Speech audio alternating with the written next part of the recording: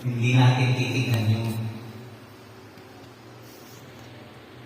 Na magpapahina sa atin. Kaya ang pananampalataya tumitingin lagi sa Panginoon, nagtitiwala, ask, sinabi niya, by faith, humili kayo kahit na ano sa pangalan ko sa inyong Ama sa langit. Humingi kayo. At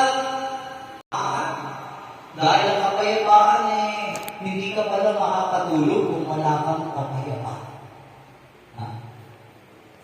Nakakatulog tayo dahil meron tayong kapayapaan sa ating banal na Panginoon. Nandiyan dyan ang kanyang mga anghel, dilagwadya, nagbibigay ng proteksyon sa atin. At makakatulog tayo. We can safely go. Yea, though I walk through the valley of the shadow of death. Sabi nila, walang nakakasigurado, nagigising ka ba sa umaga? Hindi tayo matatakot. Bakit? I will fear no evil. Wala akong iisipin masama na mangyayari. For I am with you, kasama niyo ako, yan ang pananampalataya. Walang nakakaalam, ngunit alam natin, dahil kasama natin siya, makakagising pa ako sa umaga. Makikita ko ba yung sikat ng araw? Bakit? May pananampalataya tayo sa ating banal na lumikha. Glory. Kaya akala nila basta-basta lang to. Hindi. Forever young. Gusto nila ng mundo, forever young sila. Pero, kalokohan yun. Bakit? Merong forever young sa pangako ng ating Panginoong Diyos. Eternal life.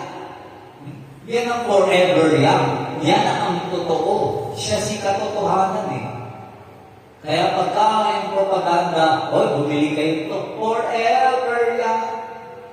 Yan ang deception at luloko. Bakit? Walang forever dito. Pero meron tayong forever sa ating banal na Panginoong Diyos na lumikha sa atin.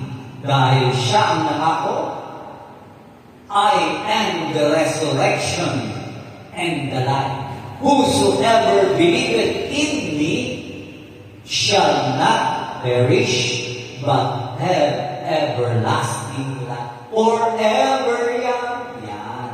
Pagka pinalitan na tayo, kaya kanina nag-exercise tayo, para maging young yung ating yung ating katawan, lupa. Nagsasag kasi yan. Kaya, mamasahin natin, parati, hihilain, para mahadlangan yung aging.